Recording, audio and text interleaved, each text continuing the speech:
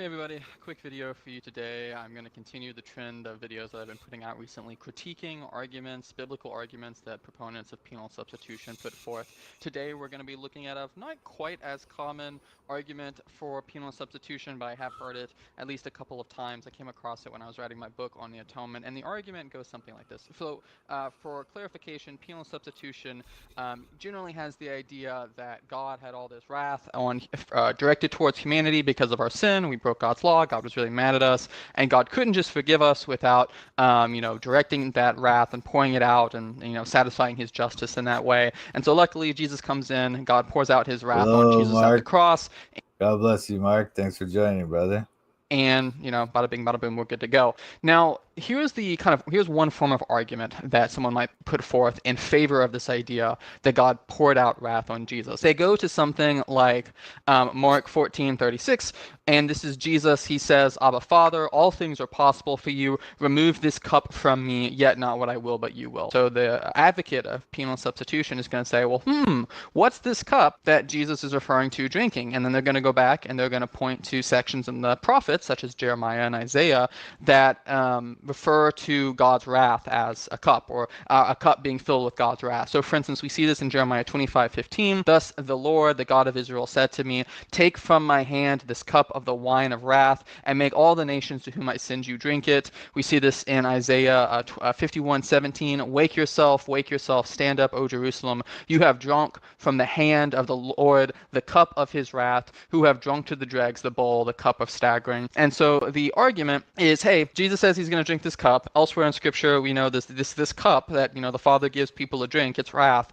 Therefore, the cup that Jesus drinks from, that he references in Mark, that he wants to pass from him, it's about wrath. And like many arguments for penal substitution, if you don't look too closely at face value, this seems somewhat plausible. However, there are two problems with this style of argument. I'm going to classify it as a minor argument, a minor issue, and a major issue. So the minor issue is, while the language of cup is associated with God's wrath in the Old Testament and those passages that I just cited, like that is something that shows up, the idea of a cup being associated with God or with humanity, that's also presented in ways that, kind of motif or that metaphor, that imagery, that's presented in ways that have nothing to do with wrath. So for instance, Psalm 116:13 says, I will lift up the cup of salvation and call on the name of the Lord. Psalm 23:5 says, you prepare a table before me in the presence of my enemies. You anoint my head with oil. My cup overflows. Obviously, in this instance, this is a rejoicing that his cup overflows. Yeah, okay. So the cup isn't always about wrath. That's true. God's cup is not always about wrath. But in the garden, it does seem to be talking about wrath, right? Or it's something that Jesus is very much dreading. He doesn't want to deal with it, right? But he's going to do it because it's God's will. So that's why he says, not my will, but let your will be done.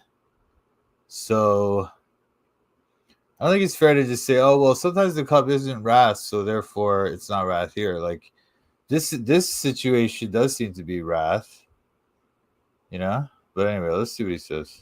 This is not something to be dreaded, that his cup is filled with wrath or something like that. And so it is, at least at face value, it seems sloppy to say, okay, there's this cup that Jesus is talking about, therefore I'm justified in importing these sections from the prophets and what it has to do with wrath. So this is a minor issue. We need to be more careful there. But there's a bigger issue with this. It's going to be what I call the major issue. Let's go read Mark 10:39. And Jesus said to them, the cup that I drink, you will drink, and with the baptism with which I am baptized, you will be baptized. So let's follow the penal substitutionary logic here. Let's see the hole that they've backed themselves into at this point. The cup that Jesus drinks from is God's wrath that has been stored up against all humanity. It's all humanity's wrath. Jesus drinks from it. Now, Jesus says the disciples are also going to drink from that cup. So according to penal substitutionary logic, that means that the disciples also, God poured out his wrath on the disciples. All the wrath that humanity had built up, God poured out that wrath on the disciples. And so actually, according to the PSA logic, Jesus didn't suffer the suffering. He didn't endure the suffering or the punishment for all of humanity. He only endured the suffering and the punishment for all of humanity, minus the disciples, because the disciples, really unfortunate for them, they still had to face, the wrath of God. Now, I think... But then, just because Jesus is talking about the cup The cup that I will drink, you will drink from, or something like that. He says, right, in Mark 10.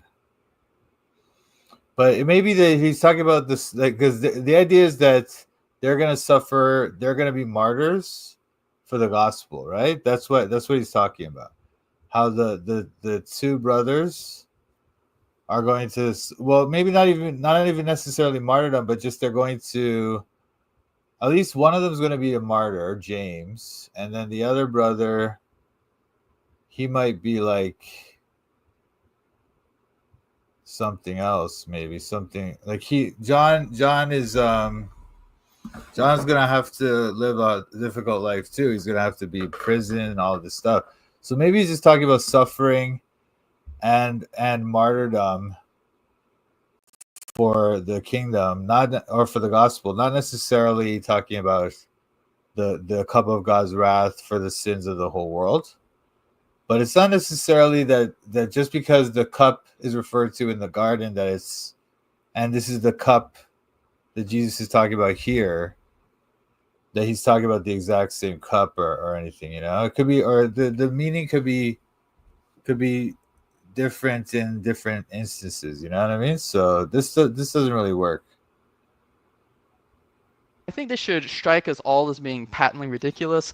God did not pour out his wrath on the disciples. The disciples weren't co-redeemers with Jesus and bearing the wrath of God or something like that. This is silly. I think the proponent of penal substitution should recognize that they have moved too quickly and trying to say that the cup from which Jesus drank is the wrath of God, because otherwise they are going to be forced into this, I think, quite silly position of saying that God poured out his wrath on the disciples when they also, faced martyrdom and things along those lines. Whether what we should do is we should recognize when Jesus says in Mark 10:39 that, hey, you guys are also going to drink from this cup from which I've drank. He's talking about suffering. He's talking about persecution. And so if we can understand the cup the disciples drink from, like that's him, it is an idea of saying, hey, you're also going to, suffer, be persecuted, stuff like that. That's a theme. Yeah, that's true. He's there. That's exactly what he's saying, right? They're gonna suffer persecution. They're gonna be martyrs, or something, or some. At least one of them is gonna be a martyr, James. But the thing is, it's not all Jesus is referring to, right? Like he could refer to different things as the cup.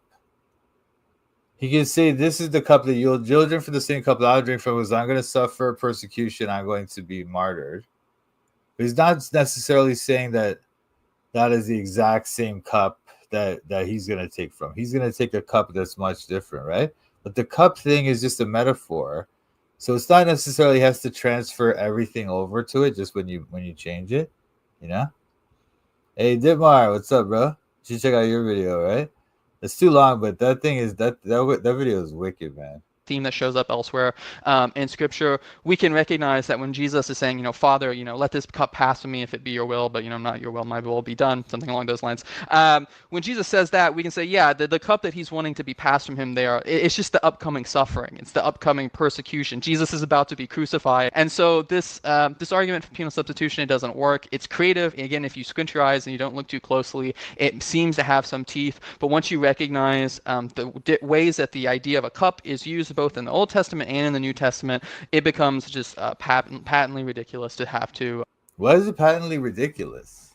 The cup is clearly, even he showed a couple of examples where the cup isn't wrath in the Old Testament. Okay, fair enough.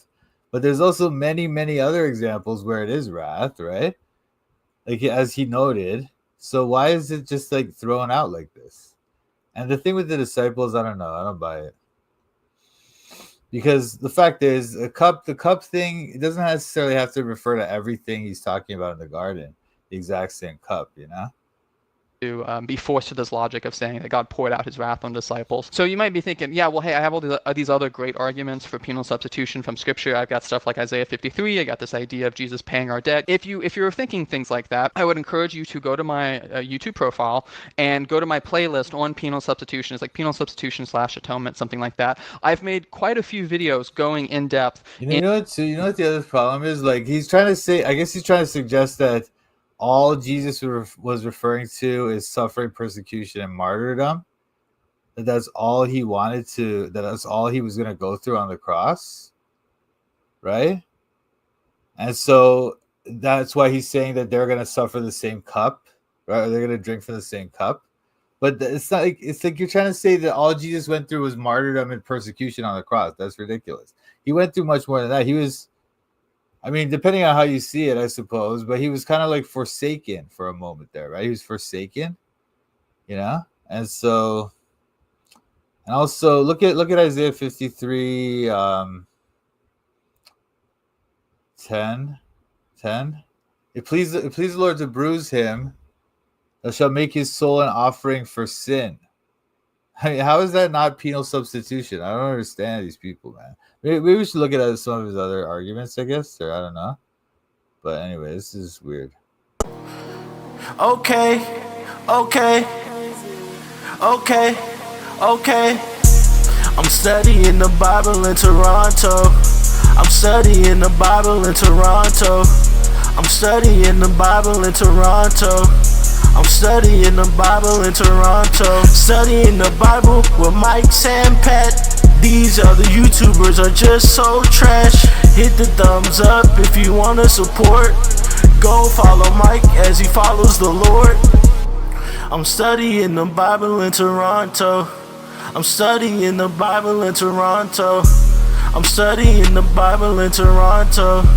I'm studying the Bible in Toronto. You better watch out, Mike's calling out the shields. If you're not free grace, you need to sit down and chill. We're not hyper grace, you know we keep it real.